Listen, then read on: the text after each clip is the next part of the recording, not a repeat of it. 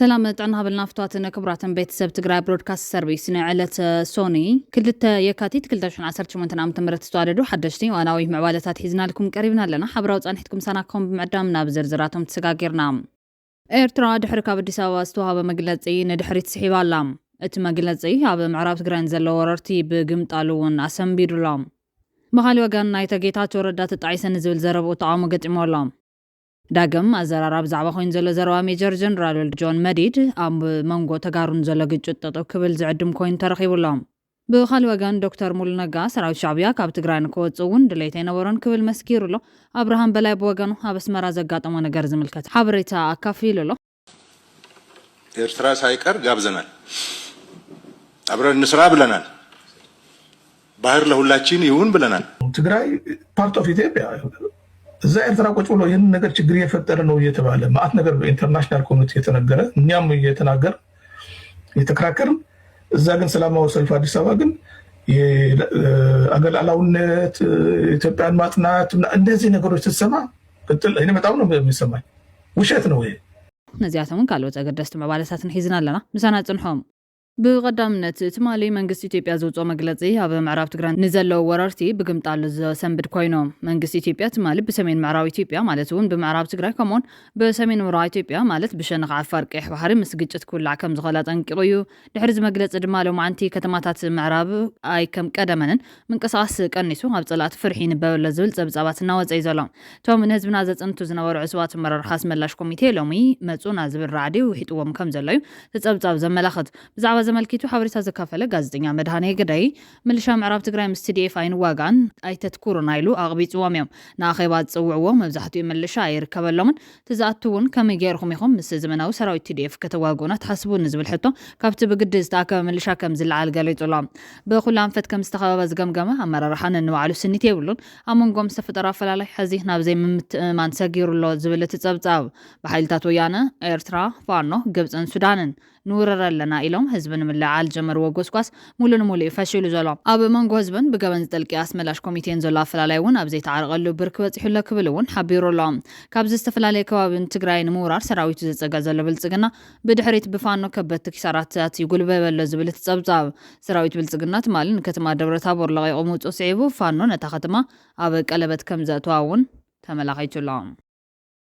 بغال حبريتا تجيتاتو ردات تعيسن زبل زرب وطعام قطمولهم نتادسه كاب سلطان زي مبراره بطعم يزطاسن كولاي تجيتاتو ردا غريتهم بريزيدنت اگزام حدار تግራይ زنورلوان مكتلن زنوره جنرال تادس ورده كاب سلطان زي مبرارو بطعم كم زطاسو هاي تجيتاتو ردا نخالاي غزي يزغلت زلام اما خار قدات مر افريكا قدام مستر ابي زغنا تجيتاتو ردا زبله فورچون توايلو زفلت سمناو نا انجليزኛ ጋዜጣ بزحتمون وحزبله صحفيهم تمال سنبتن نباب زوقعن اي تجيتاتو صحف بريزيدنت اگزام حدار تግራይ ليتنال جنرال تادس ورده امر ربيل وزخصص انتقان قبل علة جنرال كاب زغربو خصات حدا همونغو غزام حدارن هوحاتن افلالاينا تفطر كمصن تلو تجنرال كم حلف ጸጥታ ናይ ትግራይ ንሰራዊት ንህወሓትን ንግዛም حدارن አቀራሪቡ ናይ ምትዕራ ገዳ ኣብ ክንዲ ዝህሎ ስልታው ዝኾነ ሸርሕ ንህወሓት ድጋፍ ናይ መሃብ ኣልታው ገዳ ተጻዊት ይክብል ካሲዞም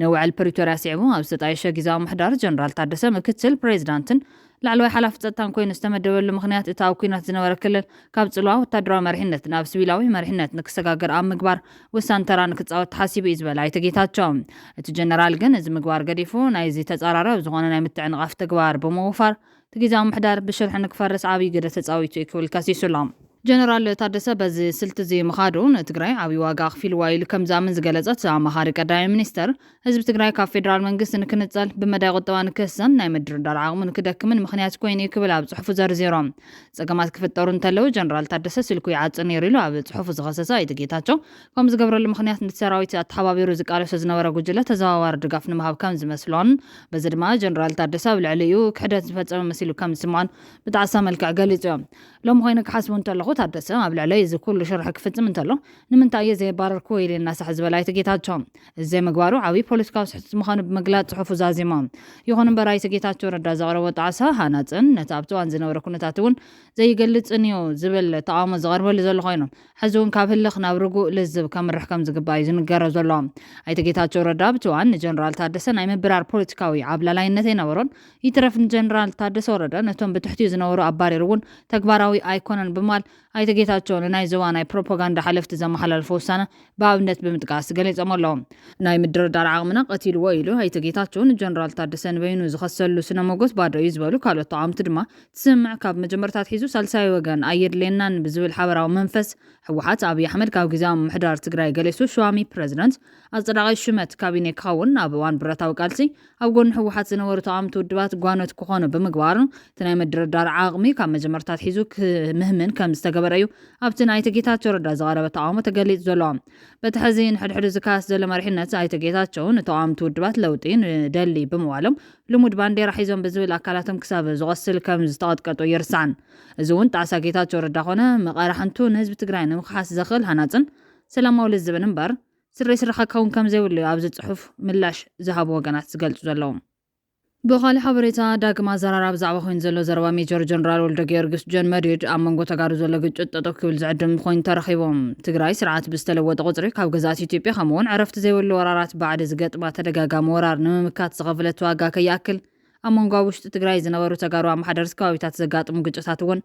ብቁፅሪ ዘይነዓቕ ህዝቢ ከም ግዳይ ሞትን ጥፋትን ካብ ምግባር ብተወሳኺ ህዝቢ ትግራይ ንገዳማውያን ፀላት ተቓልዓይ ክገብሩ ፀኒሖም እዮም ናይ ቀረባ እዋን ታሪክ ከም ዝዝክሮም መስፈን ትግራይ ዝነበሩ ደጃት ስዋጋድስ ትኩሉ ብልሓት እናሃለዎም ምስ ሓደ ክልተ ዝኾኑ ትግራዋት ወገኖም ብዝነበሮም ህልኽ ኣፈላላዮም ብኩናት ንምፍታሕ ብዝወሰኑ ወጎጊ ውሳነ ንሶምን መጋጥምቶም ራእሲ ማርየን ብማዕረ ተሳዒሮም ማለት እውን ራእሲ ማርየ ተቐቲሎም ደጃት ስዋጋድስ ተማሪኾም ኣብ መንጎዚ ደጃቱ ቤት ዝበሃል ኣርሜኒ ገዛይ ክነግስ ዕድል ረኺቡ ኣብ ትግራይን ኤርትራን ክሳብሎም ዝምሰል ብዘመናዊ ቤት ዝዓርመመስ ውቤ እናበለ ነበር ዝብል ንጭካኑ ዝገልጽ ምሰላ ተሪፉ እዮም ኣብ ዘመነ ሃፀይ ቴድሮስን ሃፀይ ዮሃንስን ካብ ውሽጣዊ ግፍዕታት አንጻራዊ ርፍታ ረኺባ ዝነበረት ትግራይ ድሕሪ መስዋእቲ ሃፀይ ዮሃንስ ብናይ ራስታት ትግራይ ናይ ስልጣን ስስዕን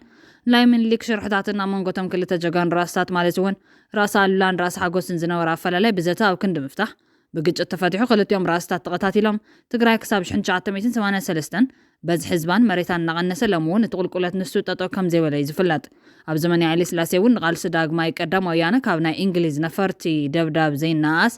ኣብ መንጎ ሽመኛታትን ተቓለስትን ትግራይ ዝነበረ ግጭት ነቲ ጉይሩ ዝነበረ ቃልሲ ማይ ከም ዝመለሰሉ ታሪክ የዘንቶም ኣብቲ ድሕሪ ናይ ነዊሕ እዋን ወፃኢ ዝተወልዐ ቃልሲ ካልኣይ ወያነን ኣብ ቃልሲ ተፀምቢሩ ብዛዕባ እቲ ግዜ ኣመልኪቱ ቅድሚ ሕዚ ኣብ ቃል ምሕተት ዝገለጾም 6 ኣሕዋት ተጋዲልና ክልተ ጥራሕ ተመሊስና ንዓይ ከትርፉ ኣሽሓት ተጋድል ተሰዊኦም እዮም ዝብል ዘረባ ሜጀር ጀነራል ጆን መዲድ እምበር እቲ ኣብ መንጎ ክልተ ደቂ ሓንቲ ማህፀን ዝግበር ዘሎ ሞት ተጋሩ ዘሎ ግጭት ጠጠው ክብል ዝዕድም ኮይኑ እዩ ተረኺቦም እንትምንታይሲ ትግራይ ይትረፍ ብሕድሕዳዊ ግጭት ዝሰኣነቶም ብሉፃት ውላዳ እቶም ምስ ናይ ግዳም ፀላ እናተኻሽሑ መስዋዕቲ ዝኸፈሉ 4 ኣሕዋት ጀነራል ዮሃንስ ወልደ ጊዮርጊስ ይርከቦም ብዙሓት ደቂ ትግራይ ብሂወት እንተዝነብሩ ማገር ስድራ ቤቶም ካብ ምዃን ሓሊፎም ከዋኽብቲ ለውጢ ትግራይ እውን ናይ ምዃን ተኽእሎም ልዑል ስለዝነበረ ስለዝኾነ ድማ ብሓራ መሬት ምስ ዘለው ዕጡቓት ዘሎ ኣፈላላይ ብሰላምን ዘተን ንክፍታሕ ቢሮ ሰላም ፀጥታን ዘቕረበ ፃውዒት ናብ ሓቀኛ ለዝቢ ከምርሕ ፀቕጢ ክግበር ኣገዳሲ ምዃኑ ይዘመን ዓበይቲ ዓድን መራሕቲ ሃይማኖትን ትግራይ እውን ነቲ ጎንፂ ንምፍታሕ ፃዕሪ ይገብሩ ከም ዘለዎ ዝፍለጥ ኮይኑ ኣብ ዓፋር ምስ ዘለው ዕጡቓት ዘሎ ኣፈላላይ ብሰላምን ዘተን ንክፍታሕ ብተጋሩ መራሕቲ ሃይማኖትን ሽማግለታት ዓድን ዝግበር ዘሎ ፃዕሪ ተጠናኺሩ ንቐፅል ቢሮ ሰላም ፀጥታን ትግራይ ፀዊዑ ነይሩ እዮም ኣብ ገዛና 6 ወዳት 6 ጓላት ተወሊድና ያው በትሽዑ ዝነበረ ኑሮ እዚ ኩሉ ሙላድ ከቢድ እዩ ነዶ ኣደይ መጨረሻ ክትወልድ ከላ በል 12 ዓመታ ኦሬዲ በብዛሓት ናፍቲ ገዛ ኣለና ማለት እዩ ያው ታንቱ ዘልኩ ኩነታት ክፍጠር ከሎ ያው ናብ ምቅላስ ኣነ ንመጀመርያ ግዜ ኸይደ ምዕባይ ነይሩ ብድሕሪ ስዒው ምዕባይ ነይሩ ከምኡ ናብ ህጋደል ከሎ ኣጋጣሚ ተዋሪኦ መሳርያ በመንገዲ ገለ እናተመረቑ ተሰዊኡ ድሕተይ ዝነበሩ 3 ሓንቲ ጓል ክልተ ወዳት እውን ብድሕሪ ንመርኻ ከይዶም ኩሎም ማለት እዩ እና ካብ 6ና 2 ተሪፍና እቶም 4 ተሰዊኦም እዮም ያው ኩሉ ህዝቢ ትግራይ ዘሎ እዩ ከም ቤተሰብካ ዝስምዐካን ሰውነትካ ዝጎድአካ ነገር ኣሎ ግን ዝበለፀ ኣምርኻ ዝጭነቕ ደሞ እቶም ምእንታ ኻይሎም ኣብ ቅድሚኻ ክወድቁ ዝረእኻዮም ተጋደልቲ ኸ ኣለዉ ሓደ ክልተ ይኮኑን ኣሽሓት ማለት እዩ ኣብ ተሸጋሪ ኩነታት ተሕሊፎም ዘይሃውን ባዕሎም ትሽግር ወሲዶም ንዓኻ ክትህሉ ዝገብሩ ብፅኦትካ ተሰዊኦም እዮም እናዚ كم هزب كتر يقبرك تقل الله تحسب يقبرك كافتم قالت فلي خاطري أنا قر كيهلو يقبرك نا كم مثل زهونتي نايبت سب مسواتون مستقللا نايت هزبي تيسل زريو بفلي زفترة اللي سمعت يلن قاتدي توهاله بفلي نجر جن أيقونة زريو ناب كالي حبريتات سغاغيرنا إرترا دحري كاب أديس أبا زتوهاب مجلس اندحري تسحيبا توسخ مرقاقت زرليم حبريتات كم زملخت واب زوان فيدرال منغست إثيوبيا كاب كل مازن إثيوبيا أصواراتن سراويتو ناب سمين إثيوبيا بحفشان ناب دوات بفلاي يقعز كم زلايو نزي توسخ مرقاقت زرليو حبريتا سميعهم زشغل زلو وقنات دمات سراويت ناب دوات تقراي متسقع على مونتا مخانو كاب نبوزو حساب قلت يكونن أبز حزوان ناب تقراي زلو مرحي قزام حدار تقراي بحوحات أغراباينت بفيدرال منغستي أزدقاينت استشام منغستي ون تقراي زم حدر زلام بحاتير نمزرا بريزيدنت أديس وردا مونغو فيدرال منغستن أمونغو دب حوحاتن سراوي تقراين بحفشا مونغو فيدرال منغستن حزب تقراين بفلاي مراخبي قطين جمديوم سلازغانا بريزيدنت أديس وردا زمرحو لوخ ناب أديس أبا خيدو أبز بحال الزلوان زخول شبدبد نمنتاي أدلي كل يوم زحات زلوم بزيكازي وزا قدام منستر إثيوبيا سراوي إرترا كاب دوب تقراي بهزوتي وزازول ملختي بتحقق منغست مسارات بقزاو محدار تقراي دا مجمرا كبحال نيروان بار تقراي دوباتي بمنغست إرترا توريرو أبزي ولا سلوان نتيركان متنقطع ردا بمصحف ناي نغر طعنا يمسلن زبل تعزب تزكافله سلامون رايا فيدرال منغستي حقنتن تداهليو نتم لعل 5 عامታት مريت تግራይ ወሪሮም ህዝብ ትግራይ አፈናቂሎም ብብድዓ መኒ ትንክፈልና ኢሎም ኣብ ምዕራብ ትግራይ ኣረጎራው ዝብሉ ዘሎ ሓይልታት ምክሕቲ ካብ መሬት ትግራይ ብፅንኮ ደብዳቤ ዘይጽሕፈሎም ኣይበረህለይን ክብልዩ ተሕንቀል ሕንቅልተይ ዝገልጾም ንምዝኻር ዛክል ኣብ ዝሓለፈ ወርሒ ዳር መሪሕነት ክልላዊ መንግስቲ ዓፋር ሰራዊት ትግራይ TDF ናብ መሬት ኣትዩ ብዝፀዋዕ መሰረት فيدرال منغست ኣብ ልዕል ሰራዊት ትግራይ ብድሮን ደብዳቤ ምፍጻሙ ዝከሩ ዝበለ ሰለሞን ሙሐዝዳ እንታይ ስለዝተረኸበ ዝኹሉ ዶሮና ኩናትና ፍንጨና ስርኖ ናሙረና ዘጨንቆ ዘሎ ኣይበርህለይን ሓይሊ ምክልኻል ሰራዊት ኢትዮጵያ ትግራይ ኣብ ትሕቲ ምሕደራ ፌደራል መንግስት ኢትዮጵያ ኣብ ዘለትሉዋን ናብ ትግራይ ንምታው ስለምንታይ ኩናት ምድላው ኣድልይዎም ብሰላማዊ መንገድን ኣብ መላ ትግራይ ሸናዕ ክብሉ ጸሊም ጽርግያ ሒዞም ክጓዓዙ መንከልኪልዎም ኣይበርህለይን መሪሕነት ትግራይ ዝኹሉ ዳንኬራ ኩናት እናተወቃዐ ዝኹሉ ዶሮና ኩናት ንትግራይ እናዓፈኑ ስለምንታይ ስቕታ መሪጾም ኣይበርህለይን ሰራዊት TDF ይኹን ሰራዊት TPF ኣብ ሰዓት እዚ ገዚፍ ሓይሊ ሰራዊት ኢትዮጵያ ኣብ ደገ ደቡብ ትግራይ ኮይኑ እንዳጓዘመ ስለምንታይ ንሕድሕዶም ይቃተለው ኣይበርህለይን እቲ ዝመጽእ ዘሎ ጋሻው ሕጅ ክልትዮ ኣብ ዝተዳኸሙሉ ግዜ ጸራሪጉ ከም ዝወስዶም ስለምንታይ ዘይተሰቆሮም ኣይበርህለይን ብማሊ ትዝረአ ዘሎ ኩነታት ዝፈጠረሉ ሕቶታት ምላሽ ከም ዘይረኸበ ዘራዳ እዚ ምዕባለ ኣብ ተጋሩ ኤርትራውያንን ኢትዮጵያውያንን ጥራሕ ዘይኮነስ ኣብ ኣሜሪካውያን ዲፕሎማስኛታት እውን ስክብታ ፈጢሩ እዩ ዘሎ ካብዚ ብምብጋስ ድማ መንጎ ኢትዮጵያን ኤርትራን ሓድሽ ኩናት ክውላዕ ይኽእል እዩ ዝብል ስጋት ኣሜሪካ ብትኹረት ክትከታተሎ ዘለዋ ከቢድ ጉዳይ ምዃኑ ተሓጋጋዚ ሚኒስተር ጉዳያት ወፃኢ ኣሜሪካ ነበር ቲቦር ናጂ ገሊጹሎም እቲ ኣምባሳደር ኣብ ኤክስ ኣብ ዝለጠፈ መልእኽቲ ኣሜሪካ ኣብ ኩሎም ጉዳያት ሃገራት ዓለም ኢዳ ክትእቱ እኳ እንተዘይብላ ኣብ ቀርኒ ኣፍሪካ መንጎ ክልቴን ሃገራት እናገደደ ዝኸይድ ዘለዎ ጥርግና ሸለል ክበሃል ከም ዘይኽእል ኣመልኪቶም ኢትዮጵያ ኣብ ሓያሎ ኣገደስቲ ጉዳያት ዝርርብ ተሓትት ምህላዋ ዘመልከተ ናጂ ከምዚ ዓይነት ዝርርብ ኣድማዕ ንክኸውን ልዑል ደረጃ ዓለም ለኻዊ ደገፍ ከም ዘሎ ይሓቢሮም ቲቦር ናጂ ኣብ መንጎ ክልቴን ሃገራት ክካየድ ዝኽእል ኩናት ኣዝዩ ዓብዪ ክግመት ዘይኽእል ዕንወት ከስዕብ ከም ዝኽእል ጠንቂቑሎም ቀፂሉ ድማ ኣሜሪካ ነቲ ግጭት ኣብ ምዝሓልን ንዘረረባ መድጋፍን ከተተኩረ ተሓሳሲቦም ቲቦር ናጂ ነዚ ዝገልጽ ዘሎ መንጎ ክልቴን ሃገራት ብሰንኪ ክስ ምስጋር ኣጽዋር ምስሓብ ዶባትን ባሕርን ግጭት እናጓሃራ ዝመጸሉ ዘለዋን እዮም ሪቶ ቲቦር ናጂ ማሕበረሰብ ዓለም ነቲ ጉዳይ ብቐረባ ይከታተሎ ከም ዘሎ ዘርኢ ምልክት እዩ ኢማራትስን ስዑድን ኣሰላልፈን ሒዘን ብደም ደቂ ቀርኒ ኣፍሪካ ክጻወታ ዘንቀዳሉ ምትፍናን እዮም እተን ብነዳዲ ዝሃፍተማ ክልተ ሃገራት ንትግራይ ብዓብዩ ከይጎዲ ዘፍርሕ ኣብ ደቡብ ኤርትራን ኢትዮጵያን መጻወቲአን ክገብራ ዝወሰነ ሃገራት መሓዙተን ይክባየን ዘለዋ በዚ መሰረት ኣሰላልፋ ኢማራት ዓረብ ዛጊድ ተነፂሩሎ ኢማራት ዓረብ 1 ሚልዮን በዚ ህዝቢ ዘለዋ ንእስራኤል ደቡብ ሱዳን ኢትዮጵያን ሶማሊላንድን ናብ ሜዳ እናመርሐት ናብ ኩናት ትምርሕ ዘለና ብዘይካ ሰብ ኣልቦ ነፋሪት ንሓደ ዜጋ እኳ ሜዳ ኩናት ክኣቱ ዘይትፈቅድ ሃገር እያ ካብ 1 ሚልዮን ህዝባ 70 ወጻእተኛታት ብፍላይ ድማ መበቆል ሂንድን ኣይሁድን ምዃኖም ይፍለጥ እዮም ስዑድ ዓረብ ወገና ካሊእ ክንፊ ሒዛ ዘላ ሃገር እያ 40 ሚልዮን በዚ ህዝቢ ዘለዋ ስዑድ ዓረብ ንቱርኪ ሱዳን ግብፂ ሶማልያን ኤርትራን እውን ሒዛ ናብ ሜዳ ኩናት ተምርሕ ኣላ ብኻሊ ወገን ድማ ግዙፋት ሃገራት ሩስያ ኢራን ኣሜሪካ ሂንድን ቻይናን ኣጽዋር ብምሻጥ ክሳተፋ ትጽቢት ይግበር ኣለዋ እቲ ተዓዋት ሰልፊ ንቐይሕ ባሕሪ ጥራሕ ዘይኮነስ ካብ ሶማልያ ክሳብ ቀይሕ ባሕሪ ዝርጋሕ መላ ህንዳ ውቅያኖስ ዝቋፀር ታሪኻዊ ዓወት ከመዝግብ እዮም ናብ ናይ ትግራይ ኣሰላልፋ ቅርብ ክብል ከሎ ድማ እስራኤል ሂንዲ ዓረብ ኤምሬትስ ኢትዮጵያ ሶማሊላንድ ብሕሜት ዝምራሕ ዓማፅ ሱዳን RSF ኣብ ደንቢ ሓደ ተሰሊፈን ኣለዋ ብኻሊ ገጽ ድማ ቱርኪ ግብፂ ሳዑዲ ኣረብያ ሶማልያ ኤርትራ ሕወሓት ፋኖ ኣብ ደንበ ክልተ ተሰሊፎም ኣለዎም ወላ እውን ግልጽ ተሳትፎ ይሃልዎን እምበር ቻይና ኣብ ድሕሪ ደንበ ክልተ ኣሜሪካ ድማ ኣብ ድሕሪ ደንበ ሓደ የዛዝዋ ግን ቻይናን ኣሜሪካን ምስ ኩለን ዝተሓላለኸ ርክብ ስለ ዘለወን ብግልጽ ዝሓዘኦ ውግና የለን ኣሜሪካ ርግዓት እቲ ዞባ ቀይሕ ባሕርን ኣሸበርትን ምቕናስ ጽልዋ ቻይና ትደሊ ቻይና ብፍላይ ኣብ ጅቡቲ ዘለዋ ማዓስከር ቀጻልነት ምርግጋጽ ርግዓት ቀይሕ ባሕሪ ተሓሳስባ ትሩኩ ድማ ኣብ ሶማልያ ዘለዋ ወታደራዊ ማዓስከር ምድልዳል ትደሊ ሂንዲ ቀጠና ቀይሕ ባሕሪ ምስ ሃገር በቀረባ ዝተሓዘ ስለ ዝኾነ ጽላን ቁጽርን ክልዋ ትደሊ ቻይናን ትሩክን ምስ ኢትዮጵያ ዘለውን ርክቡን ቀሊል ዝበሃል ኣይኮነን ወላ ሰላልፈን ናብ ደንበ ክልተ ተዛዝኦ ብግልጽ ጸራ ኢትዮጵያ ክሰርሓ ክኸብደን እዮም ኣሜሪካውን ብተማሳሊ ምስ ስዑድ ዓረብያ ግብጺ ሶማልያ ዘለዋ ርክብ ቀሊል ኣይኮነን ወላ ሰላልፋ ምስ እስራኤልን ዩናይትድ ዓረብ ኤምሬትን ተዛዝኦ ብግልጽ ውግና መሓዝ ግን የጸግማዮም ስለዚ ተሰላልፋ ዝተሓላለኸ ነገር ኣሎ ተለዋዋጥ እውን እዮም ዓቕምታት ናይዞም ደንብታት እንትርአ ደንብ ሓደ ናይ ቴክኖሎጂን ሃፍትን ብልጫ ኣለዎም ቴክኖሎጂ እስራኤል ሃፍትን ቴክኖሎጂን ዩናይትድ ዓረብ ኤምሬት ቀሊል ኣይኮነን ኢትዮጵያ እውን በዝሒ ዘለዎን ድሮናት ከም ዝተዓጠቐት ይፍለጥ እዮም ደንብ ክልተ ድማ ናይ ጂኦግራፊ ብልጫ ኣለዎም ንኢትዮጵያ ዳርጋ ብኩሉ ኣንፈት ከቢብዋ ይርከብ ውሽጣዊ ጉዳያት ኢትዮጵያ እውን ነዚ ደንብ እዚ ዓብዪ ዕድል ይህቦም ኣብ ክልቲኦም ደንብታት ዘሎ ሓይሊ ሚዛን ዘዛብዕ ቀንዲ ረቑሒ ውሽጣዊ ድጋፍ ህዝቢ እዮም ኢትዮጵያ ውሽጣ ዘሎ ኣፈላላይን ህዝባዊ ድጋፍን ተቓላዕነት ክውስኽ ይኽእል እንተኾነ ግን ኣብ ትግራይ ዘሎ ምውራድ ቅቡልነት ሕወሓት ተቃውሞን ምክፍፋልን ድማ ነዚ ናይ ኢትዮጵያ ተቓላዕነት ቀኒሱ ሚዛን ይትሕዞም ተዋና ነጥቢ ጉዳይ ትግራይ ዝምልከት እዮም እዚ ኩሉ እዚ ኣብዚ ዞባ ዝምዕብል ዘሎ ከቢድ ደበና ናብ ኩናት እንተምሪሑ መጋጠሚ ሜዳ ትግራይ መዋግእ እዞም ደንብታት ስለ ትኸውን ካብ ቅድሚ ሕዚ ዝኸፍአ ከቢድ ኢኮኖምያዊ ዕንወት ጥሕሰት ሰብኣዊ መሰልን ቀውስን ከስዕብ እዮም እዚ ድማ ብድኽመት ስትራቴጂካዊ ኣጠማምታን ሕወሓትን ድኽመት ኩሉ ልሂቅ ትግራይን ዝመጽእ ዘሎ ካልእ ተወሳኺ ዕንወትን ጥፍኣትን እዮም ነዚ ጥፍኣት ዘጓሃሪ ዝተባሃለ መግለፂ ድማ ውድብ ብልጽግና ነቲ ንኽልተ ዓመታት ክዳለወሉ ዝጸንሐ ጉዳይ ምኽንያት ይበኒ እዩ ዝበሎ ናይ ሸፈጥ ደብዳበ ናብ መንግስቲ ኤርትራ ከም ሰደደ ዘምስል ሓበሬታ ናብ ሚድያታት ዓለም ፈኒሎም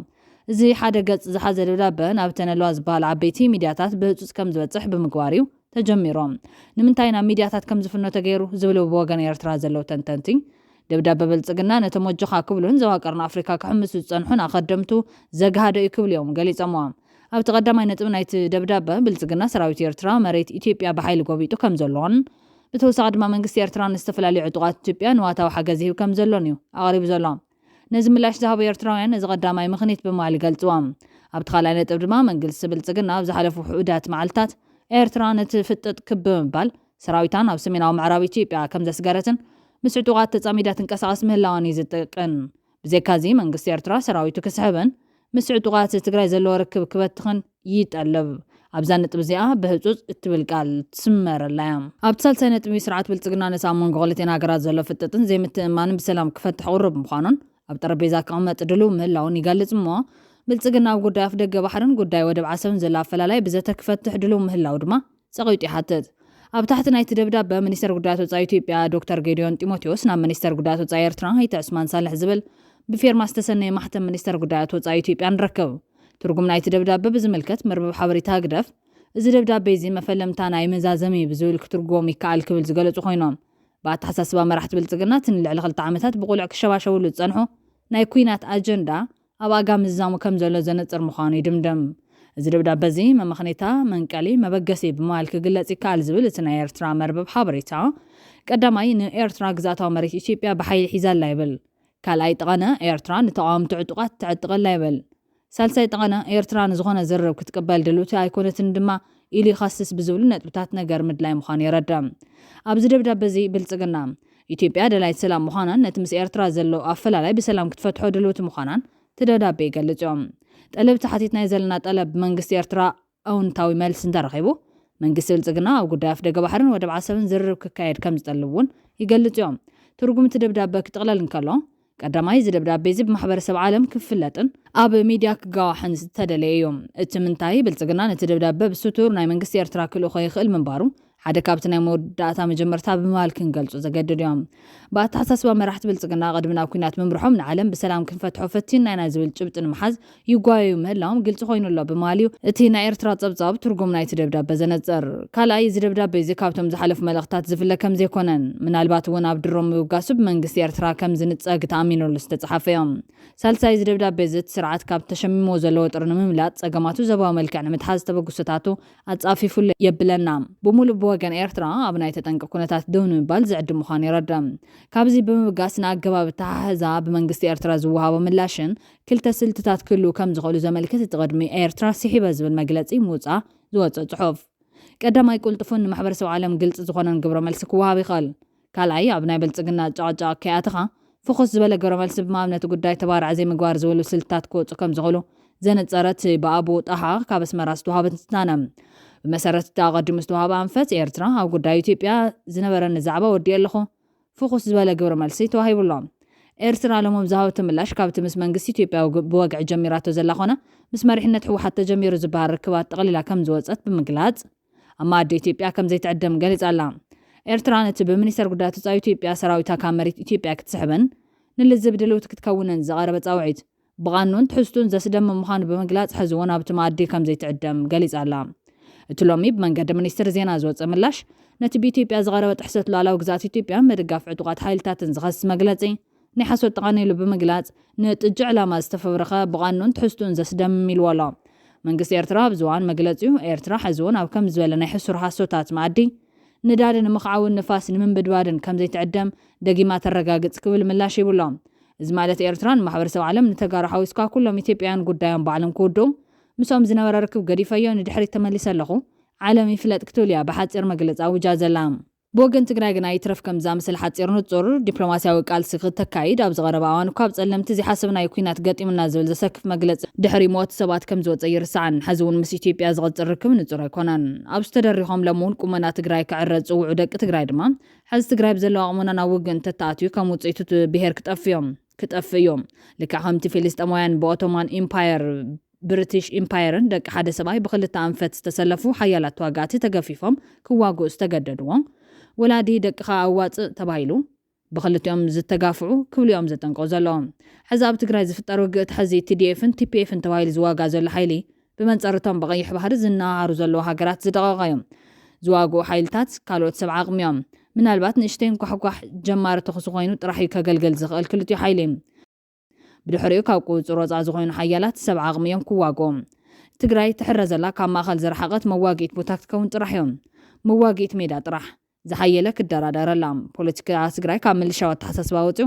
መቐለ ማእኸሉ ተዘገይሩ ህዝብና ዕልምልም ንኽልተ ተኻፊሉ ክጠፍዮም ኣብ ሕወሓት ዘለው ሰባት ዝቕሉ ክፈትሑ ነገራት ስድሪ ከይኸዱ ዝፈትሑሉ ዕድል ሕዚ ክጥቀሙሉ ይግባና በልዮም ብናይ ኣብይ ኣሕመድ ሙስሊም መደረ ብናይ ኣወል ስዒድ ትረኻ ምርሳን ከይተራሰንካ ደውልካ ምሕሳብ የድለይ ንውልቃዊ ድሕነት ተባሂሉ ዝጠፍእ ትግራዋይ ክህሉ የብሉን እቲ ንድሕነት ዝመረፅኩምዎ ሓይሊ እውን ኣየድሕነኩምን ትፈልጥዎ ኢኹም እውን መቐለ መተኣኻቢት ሓሳባት ትግራዋይ ጌርኩም ኩሉ ሓሳብ ዘለዎ ትግራዋይ ተኣኪቡ ትግራይ ክድሕን ምግባር እዩ ትንኮም ማረፀይ ትግራይ መደራደሪት ውህብቶ ዕፁቲ ጌርካ ዝጠፍእ እምበር ዝድሕን ብሄር የለን ትግራይ ሓደ ኮይንና ንሓልዋ ናይ ሓባር መድረኽ ይከፈት እናበልዮም ብኻልእ ወገን ሕወሓት ናብ ትግራይ ኣፅዋሪ ግዕዝ ምላው ኣረጋጊፀ ኢሎም በመንግስት ኢትዮጵያ ዝሳወር ዘሎ ካሊእ ዞር ደማዊ ኩናት ደው ይበል ክብል እውን ፀዊዕሎም ቅድሚ ዓመታት ኣብ ልዕሊ ትግራይ ጆኖሳይድ እንትወጅ ናይ ሓይሊ ስጉምቲ መፍትሒ ክኾን ከም ዘይኽእል ኩሎም ኣፈላላያት ብሰላማዊ ፖለቲካዊ ዘተ ክፍትሑ ከም ዘሎም ፀዊዑ እምባሩ ዝገለጸ ሕወሓት ድሕሪ ስምምዕ ፕሪቶርያ እንተኾነ ብተመሳሳሊ መንገዲ ስምምዕ ፕሪቶርያ ክፍጸም ፓነል ሕብረት ኣፍሪካ ክጽዋዕን ህልው ኩነታትን ከይዲ ነቲ ስምምዕ ክግምጋም ብተደጋጋሚ ጻውዒት ክቐርብ ምጽንሖ ዘኻኺሮም ይኹን እምበር ሕዚ እውን መንግስቲ ኢትዮጵያ መጠነ ሰፊሕ ናይ ኣጽዋርን ሰራዊትን ምንቅስቓስ ብምግባር ገዚፍ ወታደራዊ ዓቕሙ ናብ ትግራይ ብምጽጋዕ ናብ ካልእ ዞር ደማዊ ኩናት ንምእታው ኣብ ምህንዳድ ይርከብ ክብል ኣጽዋር ናብ ትግራይ የግዕዝ ምላው መረጋጋፂ ይብሎም ማሕበረሰብ ዓለም እቲ በህዝቢ ትግራይን ሕወሓትን ስምምዕ ፕሪቶርያ ክኽበር ዝግበር ዝነበረ ጻውዒት ጸማም እዝኒ ክቦ ጸንሑ ዝበለ ሕወሓት ኣብዚ ሕዚ እዋን ውድብ ሕብራት ሃገራት ሕብረት ኣፍሪካን ኣሜሪካን ነቲ ሕዚ ዝምዕብል ዘሎ ኩነታት ኣመልኪቶም ዘውፅዎ መተሓሳሰቢ ጽቡቕ ጅማሮ ኮይኑ ማሕበረሰብ ዓለም ካብ መተሓሳሰቢ ዝሰገረ ጭቡጥ ምንቅስቓስ ብምግባር እቲ መንግስቲ ኢትዮጵያ ዝሳወር ዘሎ ካሊእ ዞር ደማዊ ኩናት ጠጠው ክብል እጃሞም ክዋፅኡ ከም ዝግባእ ከነዘኻኽር ንፈቱ ክብል ፀዊዑሎም ናብ ካልእ ሓበሬታት ተሰጋጊርና ኣብርሃም በላይ በስመራ ዘጋጠሞ ነገር ዝምልከት ሓበሬታ ካፊሎም ናይ ቀረባ ዝኽረይ ሰላማዊ ዲፕሎማስያዊ ዝርርብ ኣብ ድሮ 24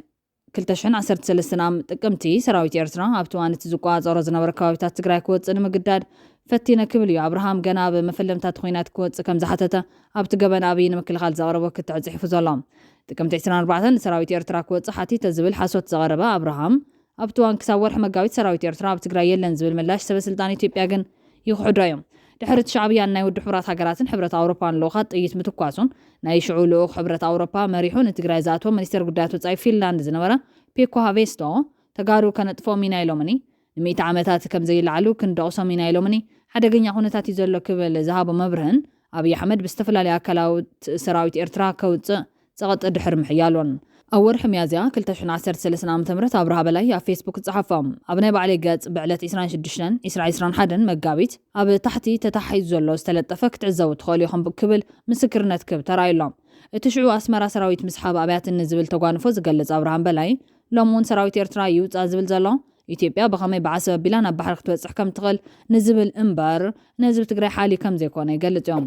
ቀዳማይ ሚኒስትር አብይ አሕመድ ኣብ ዝቐረበ እዋን ኣብ ባይተ ፓርላማ ዘስምዖ መደረ ሲዒቡ ፍሉጥ ኢትዮጵያዊ ፖለቲከኛ ጀዋር መሐመድ ሓያል ነቐፌታ ዝርከብዎም ነቐፌታታት ከቕርቡ ጸኒሖም እዮም ጀዋር ኣብቲ ተሓታትነት ናብ ካሊእ ኣካል መልኣኸይ ከኣልን እዩ ብዝብል ኣርእስቲ ዝጸሓፎ ጽሑፍ ቀዳማይ ሚኒስትር ኣብ ትግራይ ዝተፈጸሙ ግፍዕታት ንሰራዊት ኤርትራ ተሓታት ምግባሩ ካብ ሓላፍነት ሙሳድ ሓራ ከም ዘይገብሮ ይምጎት ጀዋር መሐመድ ዘለዓለም ቀንዲ ነጥብታት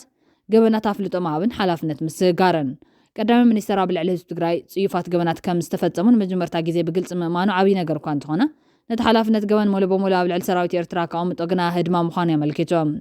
ጀዋር ብምቕጻል መደረ ኣብይ ነቲ ቀዳማይ ሚኒስትር ካብ ሓላፍነት ናጻ ይገብሮን ይብል ካልኣይ ዘይተርፍ ኩናት ጀዋር ኣብቲ ብጽሒት አንበሳ ማለት እውን ዝዓበየን ዝበለጸን ክፋል ቀዳማይ ሚኒስትር ዝበሎ ኩናት ንምጅማር ምኽንያታት ዝኾኑ 4 ነጥብታት ይጠቀስ እዮም ቀዳማይ ሚኒስትር ነቲ ፖለቲካ ምስጋርና ምልካው ስርዓት ብምቕያር ሃገሩ ናብ ኩናት ሕድሕድ እትይዋ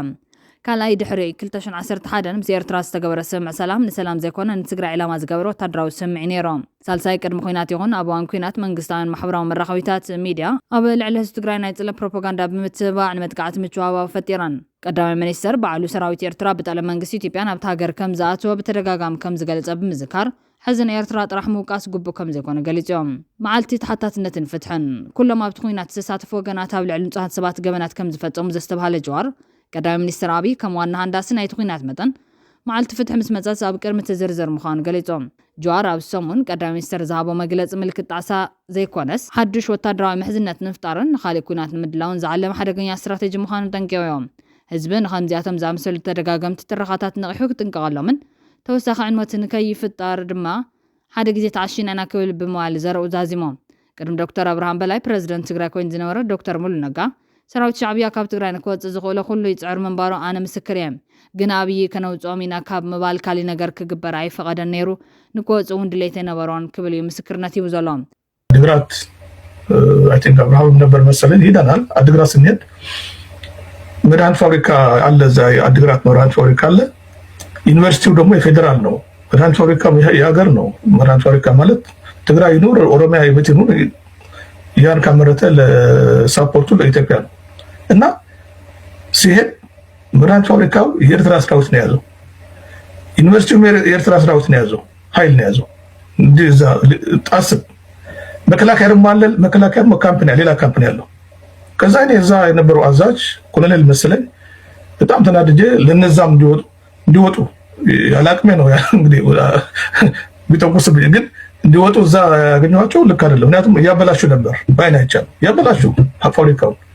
ዩኒቨርሲቲው በቃ ወድሞ ስለዚህ ለዛ የነበረው ሰው የመከላከያ እንዴ ለምን ነው እነሱን እና ለምን እናንተ እንኳን ስትራቴጂና እነሱ ካምፓኒ ሆነ ማለት ምን ያለኝ ተነጋገሩ ከላይ እኛ ዝም ብለው እኛ ይሰማናል ነው ሰው ይሰማዋል ያየ ነው ግን ትዕዛዙ ምንድን ነው የሚያሳየ ኦኬ ኤርትራ ገብተው እንደዚህ እንዲያረጉ ፍቃድ አላቸው ማለት ነው እኔ ደግሞ ሪፖርት አድርጋለሁ ባይዘው መጀመሪያ ከዚህ ከኤርትራ ጉዳይ ግልጽ ለማድረግ ሽሬ እንደገባና አጋጣሚ ሽሬ ስንገባ ሽሬ ከተማ አልገቡም ግን እዛ አካባቢ ያሉ ሲባል ነው እኔ ኮሙኒኬት አድርገህ ይሄ ነገር ልክ አይደለም ነው እኛ መስራት አንችልም ከማን ነው የምንሰራው ምክንያቱም በሙሉ ይሄ ወደ አዲያቦ ወደ ታች በሙሉ አካባቢው ስለያዙት እኛ መስራት አለብን ማቋቋምና ከማን ጋር ነው የምንሰራው የሚል ጥያቄ ጠይቄ ያው የነበረው መልስ አይ ቦርደራቸውን ይጠብቁ ነው የተነገራቸው ምናምን የሚል ነው ግን አይደለም ከዛ ጀምራል የኔ እንትኑ ማለት የኔ ግልጽ መሆን የኤርትራን መግባት ልክ እንዳልሆነ ከዛ ጀምሮ ግልጽ ነው እኔ ብቻ ነው የኔ አስተዳደር ማለት ነው ሁሉና ለምንድን ነው እንደዛ የሚሆነው የኢንተርናል ኮንፍሊክት ነው በርግጥ ቲፒኤልኤፍ ችግር ፈጥሮ ሊሆን ይችላል መከላከያ መጥተዋል ምናምን ግን በተቻለ መጠን የሌላ ሀገር ጋብዘህ ደግሞ ይሄን ሁሉ ጥፋት እንዲያጠፋ መፍቀድ ኮማንድ ማለት ቁጥጥር ካላረክ ኃላፊነት ወስዶ ፌደራል መንግስት ነው ለዚህ ነው ከዛ ጀምሮ ውስጥ ይልካል ነበር ምክንያቱም ትግራይ እኮ ኢትዮጵያ ነው፣ የሁላችን ነው። ከዛ ምን ደረግ ነበረ ታስታውሳለህ? ሰላማዊ ሰልፍ ተደርጎ አዲስ አበባ ምናምን በቃ የሀገር ሉዓላዊነት ለማስከበር ብሎ ባንዲራችን ሁሉ ሰው በጣም አፈርኩ። እንደዚህ ነው እኛ የማህበራዊ ውድቀት ነው ያጋጠመን ለካ። ምክንያቱም ያን አያየውም። ትግራይ ፓርት ኦፍ ኢትዮጵያ፣ እዛ ኤርትራ ቁጭ ብሎ ይህን ነገር ችግር እየፈጠረ ነው እየተባለ ማአት ነገር በኢንተርናሽናል ኮሚኒቲ የተነገረ እኛም እየተናገር የተከራከርን፣ እዛ ግን ሰላማዊ ሰልፍ አዲስ አበባ ግን የአገር ሉዓላዊነት ኢትዮጵያን ማጽናት እንደዚህ ነገሮች ስትሰማ እኔ በጣም ነው የሚሰማኝ። ውሸት ነው ይሄ፣ በተግባር ማስመስከር ነው። ይሄ ደግሞ ምን ይፈልጋል? የሞራል ብቃት ይፈልጋል፣ በመርህ መሄድ። ስለዚህ የኤርትራና የኢትዮጵያ የነበረው አካሄድ ሲጀመር መርህ አልባ ነው። በሀገር ሰው ጋብዘ እንደዚህ ማድረጉ ራሱ ዋቴቨር ዘ ኬዝ ገብተው ይባላል። ይሄ የብዙ ነገር ዲስከሽን አሉ፣ እሱ የራሱ ጉዳይ። ቢገቡም ኦኬ ገብተዋል እንበልና በኋላ ግን ስነጋገር እንዲወጡ ብዙ ነገር ስንስማማ ነበር፣ ግን አክሽን አይወሰድም። እንዲወጡ ተስማምተን ነበር። ለምሳሌ የምዕራብ ትግራይ ተስማምተን ነበር፣ ግን እስከሚወጣ ድረስ ይሄ አልተፈጸመም። በኋላም ሂደት ነበር እና ግን ቶሎ ብለህ ማረም አልተቻለም። በኋላ ግን አሁን ሳየው በጣም ነው የማፍረው። ይሄ ምን አይነት ምርህ አልባ ነው። አሁን ደግሞ